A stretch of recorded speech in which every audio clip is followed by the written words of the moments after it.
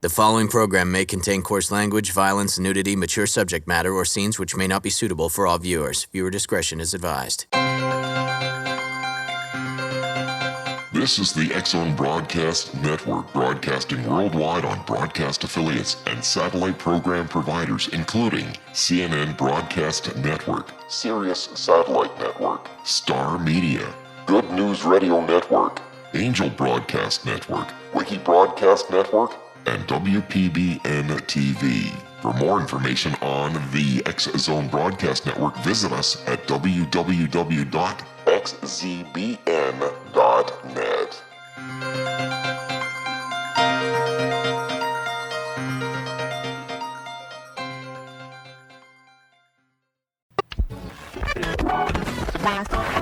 All Hit Radio.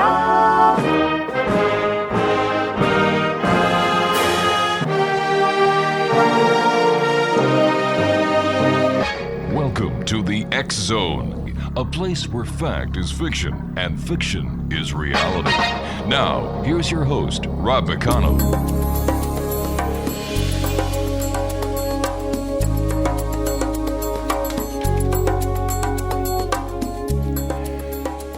Welcome back to the X-Zone, everyone. My name is Rob McConnell. We're coming to you from our broadcast center in Hamilton, Ontario, Canada. Worldwide toll-free, 800-610-7035. My email address is xzone@xzoneradiotv.com. On all social media sites, X-Zone Radio TV, and our main website, www.xzoneradiotv.com. And don't forget, X-Zone Nation, the X-Zone store is now open at www.thexzonestore.com. As well, we also now have the X-Zone Book Club. That's online. You can get past copies. I believe there's over 55 past editions of the X-Chronicles newspaper that are up there. I know Craig and the crew are going to be putting up more as the days go on. Plus, you can go to the xzonestore.com or the xzonebookclub.com and get your copy of the X-Zone Directory of Who's Who for 2014 online, in print form, or digital form. Wow, a lot is happening here in the X-Zone. You know, last night, X-Zone Nation, we had some very bad news while we were doing the show. We heard of the passing of one of the greatest comedians of all time, in my book, in my opinion, and I'm talking about Robin Williams. But what was the story behind the story? Was it suicide? Well, what we've got is we don't have the real answers that take time out after an investigation by the coroner's office, the law enforcement agencies, and so on. But Dr. Singh is with us, Dr. Jay Singh. He is an internationally recognized researcher, author, public speaker, and educator in the field of forensic mental health, having published over 45 journal articles, books, and chapters on research conducted in over 50 countries. Dr. Singh has lectured at Harvard University, Yale University, Columbia University, Cornell University, Brown University, Dartmouth College, and the University of Pennsylvania. Dr. Singh is a professor of epidemiology and violence risk assessment at Molde University College in Norway. The website, www.gifrinc.com, and you can follow Dr. Singh on Twitter at JPSinghPhD. That's JayPSinghPhD. And Doctor, thank you very much for coming on the show.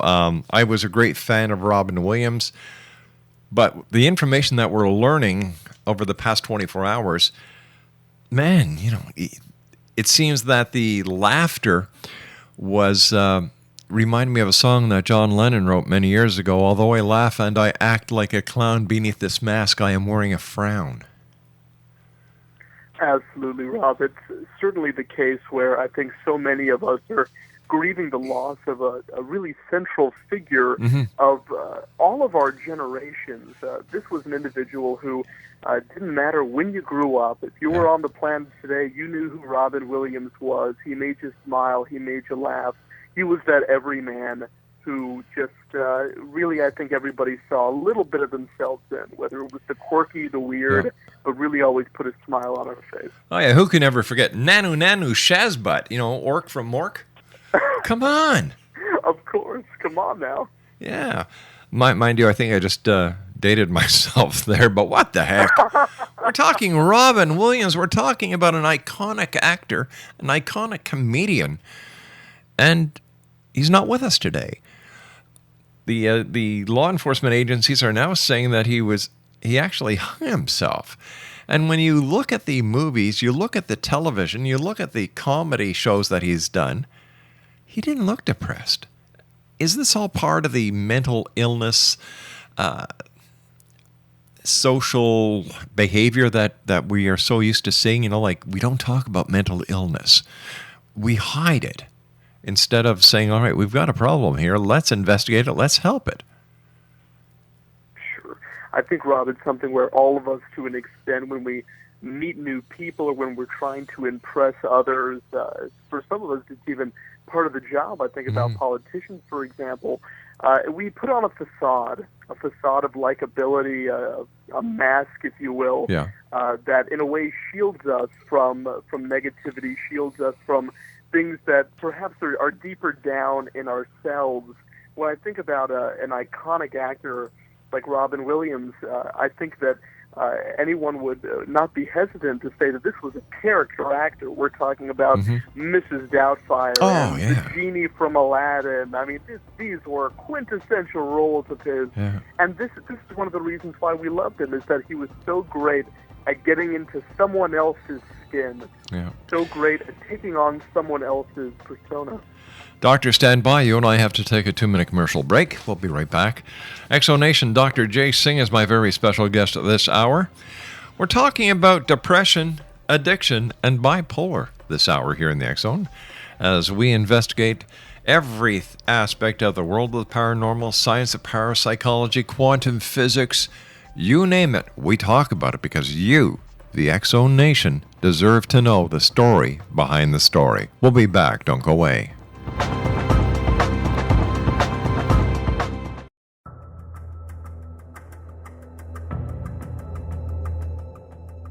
Modern Esoteric, Beyond Our Senses by Brad Olson, consummates the lifology story about where humanity originates.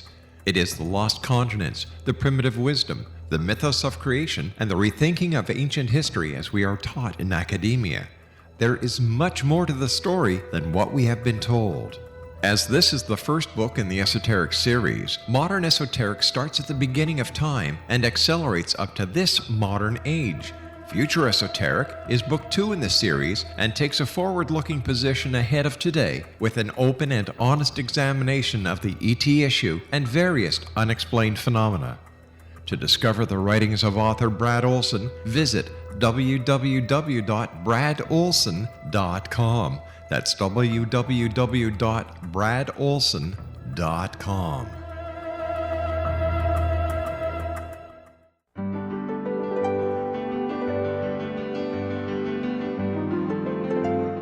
Named one of the world's greatest psychics, Elizabeth Joyce is now giving readings worldwide via Skype. Elizabeth Joyce is recognized for her clairvoyant ability to help find missing persons, her analysis of dreams, past life regression work, mediumship, and her accurate predictions. Elizabeth has been a frequent guest on the X-Zone radio show with yours truly, Rob McConnell, now for several years. For an appointment with Elizabeth Joyce, call 201-934-8986 or Skype at elizabeth.joyce. And for more information, you can always visit Elizabeth Joyce online at www.new-visions.com.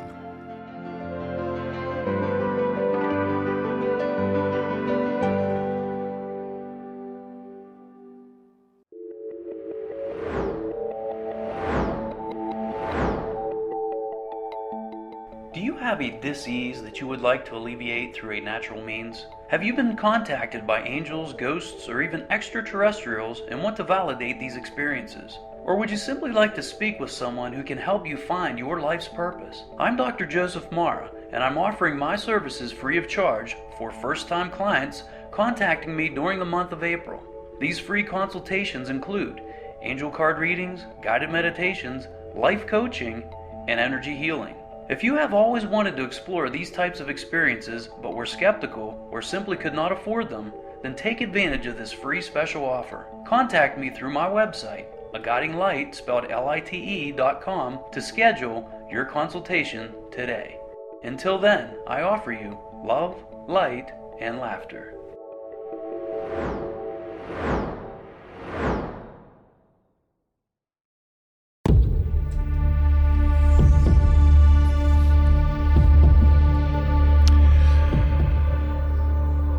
Welcome back to the X Zone, everyone. My name is Rob McConnell. My special guest this hour is Dr. J.P. Singh, and Dr. Singh is the internationally award-winning president and CEO of Global Institute of Forensic Research. And the website is www.gifrinc.com, and you can follow Dr. Singh on Twitter at JP Singh, PhD, and that's JAYP Singhphd. I kind of had a crush on Pam Dauber, and after all, in the TV series Mork and Mindy, her name was Mindy McConnell, and I figured, well, my name's McConnell, we've got to be related somehow, but we weren't. So then I tried to justify Pamela Anderson being related to me, and that didn't work out either. But let's get a little serious here. Like Robin Williams always brought smiles to many people. You couldn't think of any of his movies without getting a smile on your face. Mrs. Doubtfire was one of my favorites. But what does that tell us? Hindsight is 20/20, Doctor. When you think back of the movies that you saw, the performances that you watched with and by Robin Williams, knowing what happened yesterday, was there anything that he was doing or saying that was a red flag? I think likely the most telling of any of the performances actually weren't any of his films per se, but was more his stand-up comedy, which entertained countless of us. He was certainly a favorite of mine, of many people. Yeah. And when it came to his stand-up comedy, really the words that one immediately thinks of are things like energetic or manic. And really when it comes to bipolar disorder, as we call it, bipolar disorder is characterized by these very manic states, so these high highs that are followed then by these troughs, these depressive low lows. It's almost like this a cyclical roller coaster that one goes through emotionally, and that can be really devastating when played out over long periods. Now, certainly, taking a look at Mr. Williams' stand-up comedy, you could see not necessarily that depression, but could certainly see those manic traits and aspects coming out. And we do know from the research literature that individuals diagnosed with bipolar disorder are twice as likely to commit suicide as individuals who are not. Wow. Why doesn't society open their hearts and say, all right, let's look at mental health. There's a problem here. It's nothing to be ashamed of. Why is mental health and the problems that so many people face in society because of mental health, why is it kept in the closet? This is one of these things I think a lot of us wonder about this, Rob, particularly after a tragic event like this happens. And really, let's think about a biological disorder such as cancer, for example. We can biopsy that tumor, we can remove that tumor from the body, and hopefully remove any traces of cancer there. And all of a sudden, the individual is quote-unquote okay. They're treated, they're cured. When it comes to something like depression or bipolar disorder, these are also biological diseases. These are biological problems. Over the past several decades, brain scanning technology, our understanding of neurology has improved to the point now where we know that at the end of the day, these individuals' brains function differently than individuals with perhaps, one would say, a typically functioning brain organs. And what ends up happening because of this is that just like you would never tell someone diagnosed with cancer, hey, snap out of it, or, this is a character flaw in you, we need to be treating things such as mood disorders the same way and not saying, hey, you're really down all the time, snap out of it, or what's wrong with you. But I think that that's kind of a natural reaction, particularly with someone like Mr. Williams, where people would say, here's a guy who so many people loved. He had money, he had a family, he had the adoration of fans around the world. How could this guy who made us laugh for decades be depressed to the point of taking his own life? And I think that that's a potential answer there. Well, according to what I was told today when we were researching for this segment, he was broke. He was bankrupt. All the money that he had earned went to all his ex-wives. So that in itself is enough to make anybody go off the deep end. And one thing about mental health, you just can't say, come on, it's all in your head. Because it is. And people have to realize that it's a very serious problem. It's in the closet. My God. Get it out of the closet. Let's face it. Let's work on it together. We're not talking about leprosy. We're not talking about Legionnaire's disease. And even when it comes to leprosy and Legionnaire's disease, people work to get these people better. But when it comes to mental health issues, it's like, no way. Some of the numbers that we hear about as well, Rob, I think that you're certainly onto something that's very important. Here in the United States, we spend approximately around $2.6 trillion every year on the issue of healthcare, but only a very small minority of that goes towards mental health care or towards individuals who are addicted to either alcohol or drugs. Yeah. And it's gotten to the point now where the National Institute of Mental Health has estimated that over 50% of individuals diagnosed with bipolar disorder are not getting any kind of treatment whatsoever, drug or otherwise. Unbelievable. I remember a time where if somebody wasn't, mental health was, oh my gosh, you put them in an asylum, oh my Lord, the loony bin. Sure. But they were hospitals. They weren't treated like hospitals. The doctors, the psychiatrists, the psychologists, they weren't, in my opinion, doctor, were not given the due respect that they so rightfully deserved. It's certainly the case where you hear about these, the term is snake pits, these snake pits that people would be placed into. You certainly hear about these horror stories. Now, of course, it's something where these are usually going to be more publicized than the hospitals that weren't like this. Back in the 1980s, when we first began this process of what was called in the States, it was a movement called deinstitutionalization, of closing down these federally funded centers, these asylums, and kind of giving the responsibility of caring for the mentally ill to our communities. We really didn't have a strong infrastructure built. And so because of that, if we take a look at the population of asylums and the population of jails and prisons, what we see is that as individuals were exiting these asylums, the rates of individuals in jails and prisons skyrocketed to the point where now in the States, between 1980 to 2006, we've had over a 500% increase in terms of the population of jails and prisons. And at the same time, less than 50% of individuals who are currently incarcerated in one of these facilities in the States is actually receiving the mental health care that they need. In your opinion, doctor, how many of the people who have been institutionalized should actually be there? This is a very difficult question, I think, solely because what we're dealing with is a very heterogeneous group of individuals. This is something that we frequently get trouble with when it comes to conducting research. Let's say, for example, that we have two different treatments. Let's call them treatment X and treatment Y.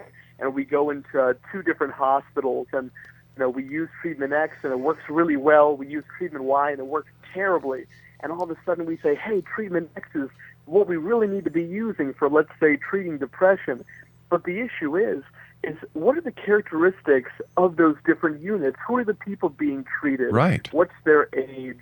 what are the different diagnoses that they have. And people oftentimes forget that when it comes to something like mental illness, that very, very frequently the rule rather than the exception is what we refer to as comorbidity, which means the existence of multiple mental illnesses, multiple diagnoses in the same individual.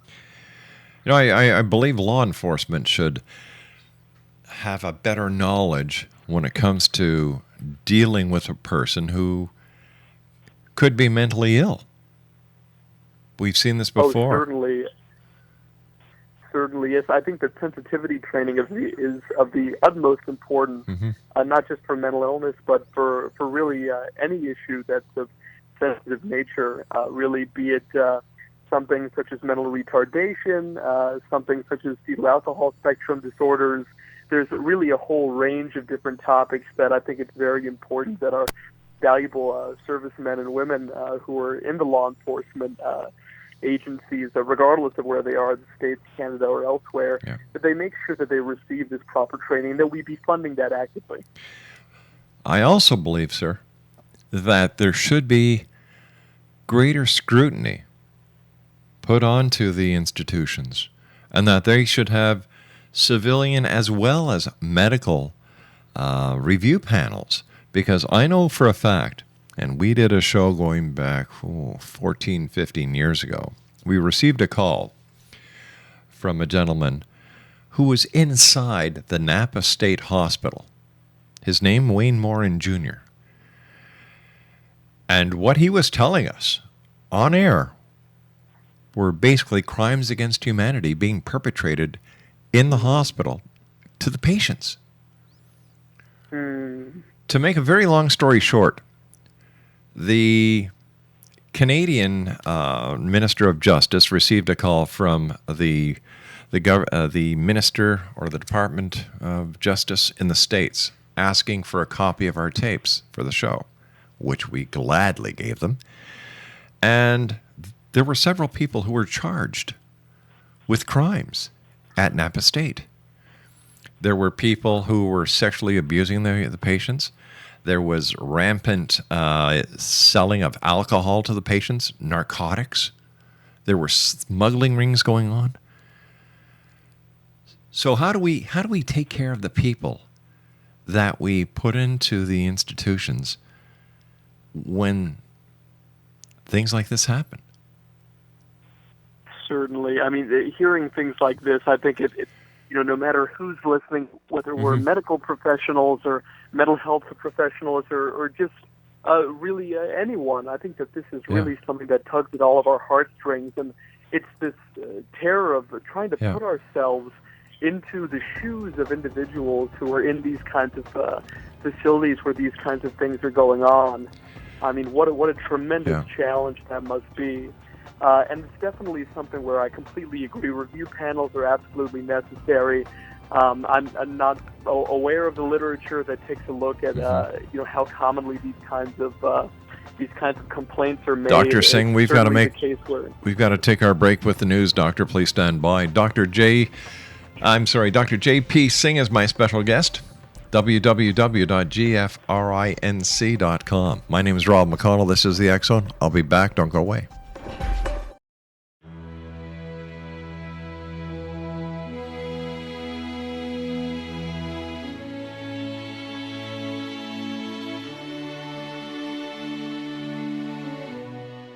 My name is Rob McConnell, and I would like to tell you about a very special lady that I have the pleasure of knowing, and that's Miss Sylvia Anthony.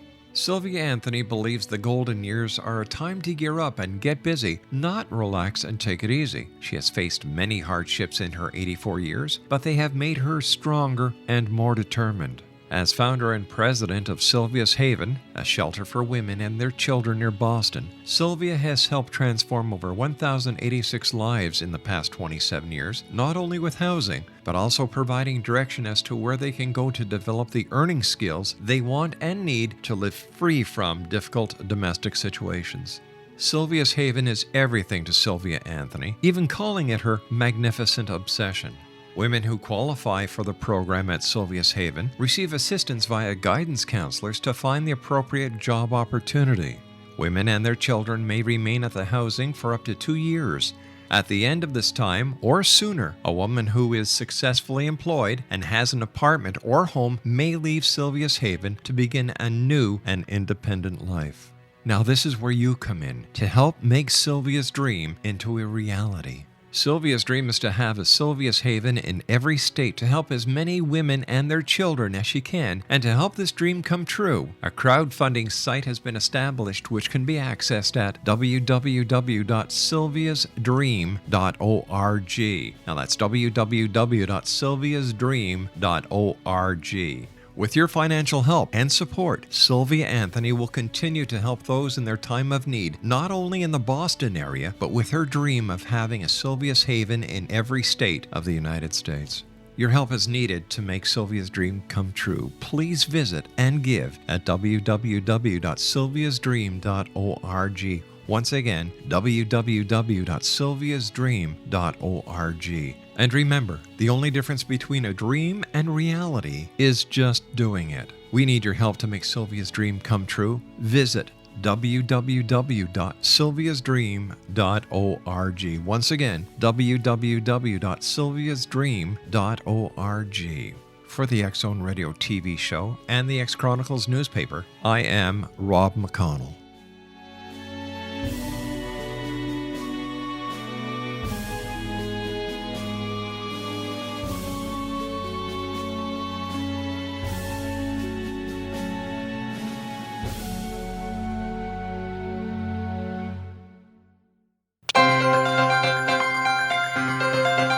This is the X Zone Broadcast Network, broadcasting worldwide on broadcast affiliates and satellite program providers, including CNN Broadcast Network, Sirius Satellite Network, Star Media, Good News Radio Network, Angel Broadcast Network, Wiki Broadcast Network, and WPBN TV. For more information on the X Zone Broadcast Network, visit us at www.xzbn.net.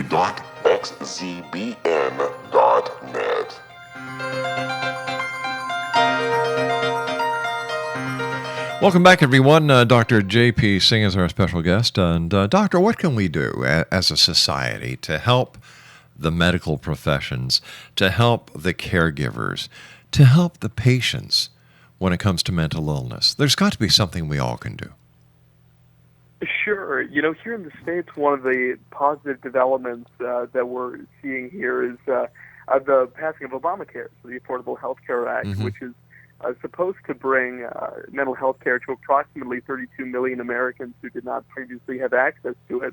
The issue is that when it comes to the accessibility of mental health care services, still in rural areas of the United States, it is a huge problem, and even in areas which are much more urban. So, for example, I live in the state of Virginia near Washington, D.C., and one of the issues that we've had recently is a very tragic incident with the governor of the state, Governor Clay Deeds, whose son had a variety of mental issues. And what happened was that it was very unfortunate. His son took his own life. Oh, no. And had attacked Governor Deeds beforehand with a knife and slashed his face a number of times in an attempt to harm him. And it was just an absolutely terrible situation that has just brought a lot of light on the issue of not having enough hospital beds in the first place.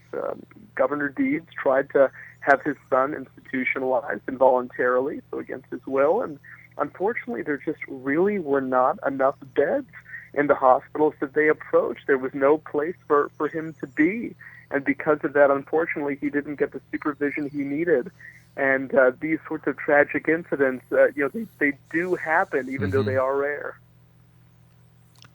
So when it comes to taking care of the mentally ill, let's just go back a little bit. Teachers are the first line, in my opinion, of defense when it comes to watching the children, seeing how they interact, their behaviors in a sociological setting. Should teachers be taught better when it comes to what to look for, how to treat, and how to troubleshoot when it comes to a student who might who might be on the road or who might have issues? I think there are two sides of this, Rob. The first is that certainly we need to make sure that our teachers are equipped to be able to identify certain signs and symptoms of children who may need some additional assistance, be it behavioral assistance, learning assistance, etc. The second, though, is to be wary when it comes to things, for example, such as trying to identify or target supposed high-risk youth who are at high risk of suicide, of high risk of extreme forms of violence, such as school shootings. And this is because of a phenomenon that scientifically we refer to as base rate. A base rate just means how often something happens. And the less often something happens, the more difficult it is to predict. So, for example, if we're talking about suicide in the United States, we're talking about a phenomenon that claims the lives of 0.0001% of Americans each year. So that is the base rate of suicide. So if you were to, come into a clinic and say, I'm going to judge this individual to be at, let's say, low, moderate, or high risk of suicide, this is an incredibly, incredibly difficult task. And unfortunately, when it comes to children, if we have a situation where we're placing children into intervention groups or giving them treatment that they might not necessarily need, oftentimes kids who are judged to be at high risk, they already feel like loners, they already feel stigmatized, and to put them into a group where we're kind of singling them out again, this could actually have the exact opposite of the intended effect. We could be manufacturing more high-risk youth. I remember years ago it seemed that every child was getting diagnosed with ADHD and being prescribed Ritalin, for goodness sake. Yes, I mean, this is something where the phenomenon of overdiagnosis, some people call it bad diagnoses. Is it a real thing? Well, certainly when we take a look at diagnostic rates in juveniles, we do see that there's been certain kind of time-related trends in terms of something like childhood onset ADHD, childhood onset bipolar disorder, childhood onset psychosis, schizophrenia. We do see this, and there's experts on both sides of these debates.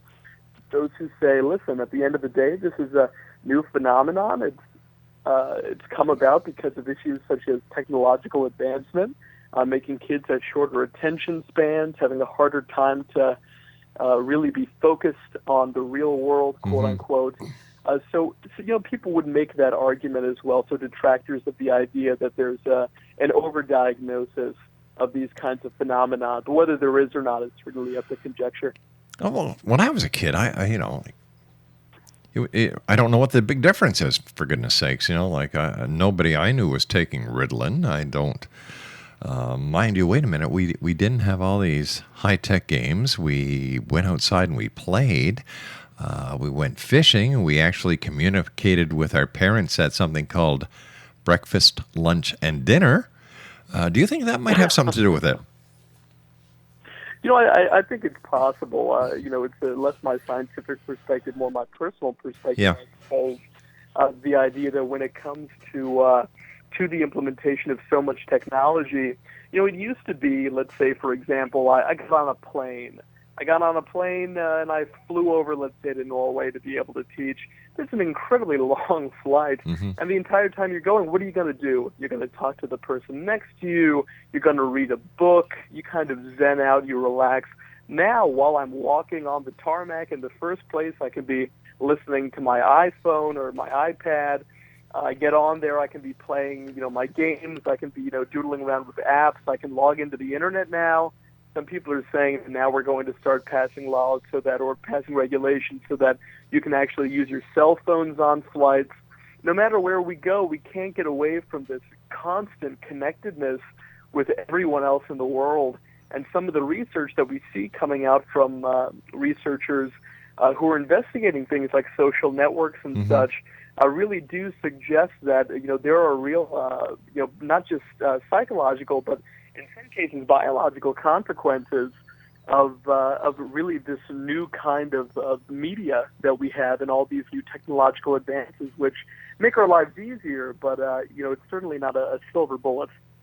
Yeah, I'm just going to. I wonder what's going to happen to these young people that are constantly on their iPhones or their iPads, their smartphones, when they come to the real world and they have to do something called communicating verbally with somebody else. Sure. I think that when it comes to communication, it's definitely something, obviously, where, I mean, it's such a critical skill, public speaking, interacting socially with others. This said, taking a look at different forms of communication, really, I have just been absolutely amazed by the skill which particularly adolescents who I've worked with over the past several years, and even some of my interns at the Global Institute are just incredible in terms of how effective they are at communication. But it's certainly not the communication that maybe we grew up with, Rob, in terms of, just calling somebody up or writing a God forbid, a handwritten letter. Oh, my goodness. To someone, it's totally different than what we experienced. But seems to be something where, this is the trajectory that things are going in. And so, it's a lost art, maybe. My children and my grandchildren called me old-fashioned because I say, don't text me, call me. Not on the cell phone, on the house phone. You come into the house, there's a little table beside our front door. That's where you leave your cell phone. That's where you leave your iPad. If you come here, you come to see me, your grandmother, your aunts, your uncles, your family members. And you know what? If they don't like it, well, there's a front door and a back door, Ollie.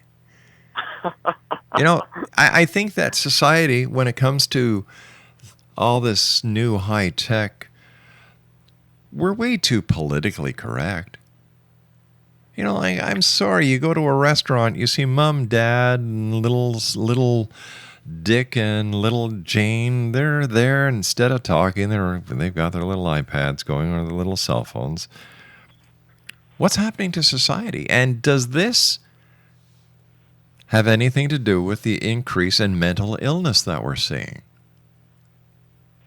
Sure. I think that there's certainly a lot of conjecture on this. I'm always brought back to stories that my mother told me in terms of my mother was a hippie, no question. She had the long hair, flower child. She's the most amazing woman that I know. My kind of lady. And, incredible, Rob. One of these people, can only hope I can be half the person that she is. And but my mother would tell me loads of stories, of course, about how, at the end of the day, she would get into, all kinds of trouble when it came to, the hair is too long and society is crumbling, and this notion of, everyone loving each other and, God forbid something like, interracial marriage. Oh my goodness, everything is going to collapse in society. There was a great political cartoon that I enjoyed very much, which was basically this elderly woman sitting in a chair making a racially, what we would now consider a racially insensitive comment, and the child was a hippie, and I looked at them and said, "Oh my gosh, you're so old-fashioned, I can't believe it." And then there was another one of kind of present day, of another person who was elderly sitting down making a homophobic comment, and their child saying, "Oh my gosh, I can't believe it, how could you say something like this?" It's one of these things where all of us, regardless of our generation, we have our zeitgeist that we're following, and I am sure that for my kids and my grandkids, that I don't know what they're going to be into, but I'm pretty sure I'm going to hate it. But I don't know what it is yet. But something's going to be there. But all the information that we're inundating with ourselves with, whether it's on the radio, the television, the iPhone, whatever. That can't be good for us. Are we programmed to process all this information that we're being bombarded with, Doctor? Sure. I think the human brain is just an absolutely incredible thing. It's certainly the case where we're capable of processing a tremendous amount of information, but one thing that's kind of a lost art is really focusing on a single task. We typically these days, because there's always so much to do and juggle, we really, have come to embrace this idea of multitasking. However, we know from the scientific literature that multitasking may actually result in greater fatigue, and at the end of the day, doing multiple things more poorly than doing one thing well. So That said, of course, certain resources that are now available, something as simple as Google. There was another cartoon that I saw that I loved. It's these two little animals sitting down on a sofa, and the name of the cartoon was The World Before Google. And one of them just said, "Hey, I have a question I don't know the answer to," and the other one just said, "Oh, well, that's too bad." and this was the issue. Is these days, it's incredible on the device that I'm calling you right now, Rob. The idea that after our pleasant conversation is done, I can hit end and then literally search for any piece of information in the world on the same device. It's just incredible. So what you're saying is I'm easy to forget. That's it. I'm off the phone. Goodbye. These things.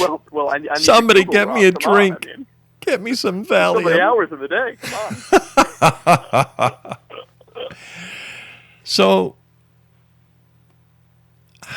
where do we go from here, Doctor, when it comes to mental illness? Where do we go from here to helping people who are depressed, and how can we help them? Sure. I think that one thing is really it's a fundamental. This is the fundamental paradigm shift, as it were.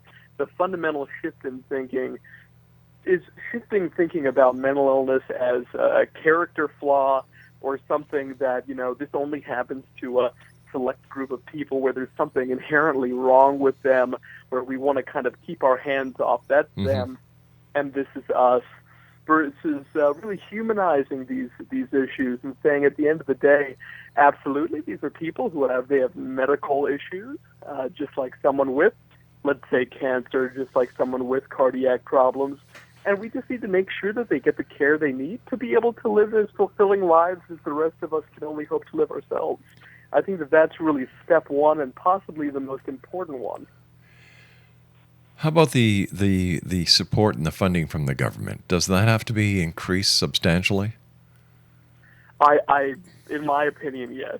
This is definitely something where we've had here in the United States a real problem when it comes to obtaining enough funding for the behavioral sciences to be able to do the kind of public health research, to be able to support initiatives to provide greater access to mentally ill populations.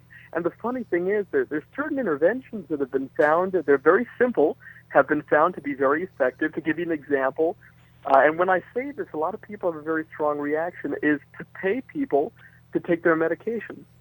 Now, when I say this, people say, "Oh my goodness, you've got to be joking me." If you release someone from hospital, you pay them $5 to take their medication. They come back to the hospital just to take the meds. Yeah. Why in the world should I pay someone $5 to be able to do this?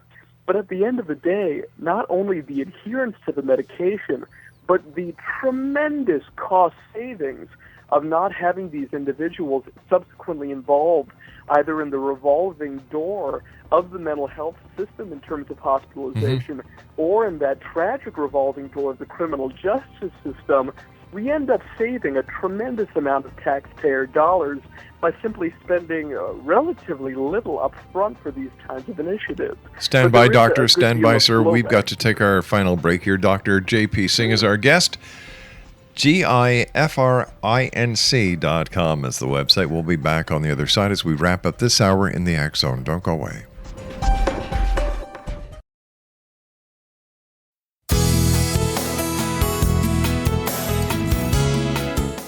With each new extreme weather event or terrorist act, it becomes increasingly obvious that we live in uncertain and challenging times. We all buy car insurance. Why not collapse and catastrophe insurance? Matthew Stein, an MIT-trained engineer and green builder, has written 2 outstanding books to help people prepare, plan for, and deal with everything from minor situations lasting a few days to full-on collapse. Matt's first book, When Technology Fails, is a manual for self-reliance, sustainable living, and surviving the long emergency. This massive book covers the gamut from first aid and emergency preparedness to alternative healing, renewable energy, primitive living skills, and 18th century technologies that could be critical to your comfort and survival in a long-lasting crisis. Matt's second book, When Disaster Strikes, is a comprehensive emergency preparedness handbook and survival guide. When Disaster Strikes is an essential item for every family's go bag. Both books are available at all usual sources. There's a wealth of totally free information posted at whentechfails.com, and author-signed copies may be purchased at mattstein.com. That's www.whentechfails.com and www.mattstein.com.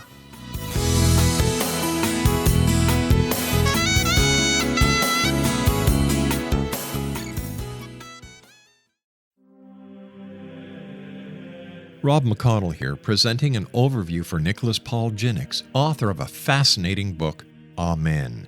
It presents facts revealed by Egyptologists, facts that enable us to understand why Amen is the beginning of creation of God. It provides recommendations for religious leaders of the major religions to unify their beliefs and teach the Word of God. Love one another. Amen informs people how mankind conceived God. It was the Egyptians that developed the concepts of a soul, a hereafter, and Son of God. And finally, after the worship of many gods, they conceived the belief in one universal God, the maker of all there is. For more information, visit www.futureofgodamen.com. That's www.futureofgodamen.com.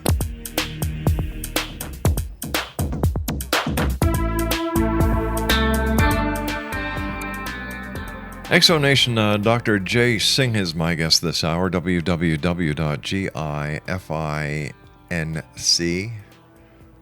Is that the right website? That doesn't look like... GIFRINC.com. Yeah, somebody typed it in wrong. All right, we'll take care of that. It's, once again, www.gifrinc.com. Thanks so much for being with us, Doctor. It's been a great pleasure talking to you. I guess we just have to get the word out there that this is an illness, just like any other illness that can be seen or that can be diagnosed, like we were saying, using the example of cancer or any other terminal disease or any other disease, period, because mental illness doesn't mean that the person cannot be cured, does it? And what is the cure rate when it comes to mental illness? This is a great question, Rob. Really, when it comes to something like a cure rate, this is very difficult to be able to establish solely because at the end of the day we're dealing with different people and different diagnoses here. But we do have some common threads. So the idea here is it's all about, we have a German word, having just moved from Switzerland. The German word is Geschmackssache, which means goodness of fit.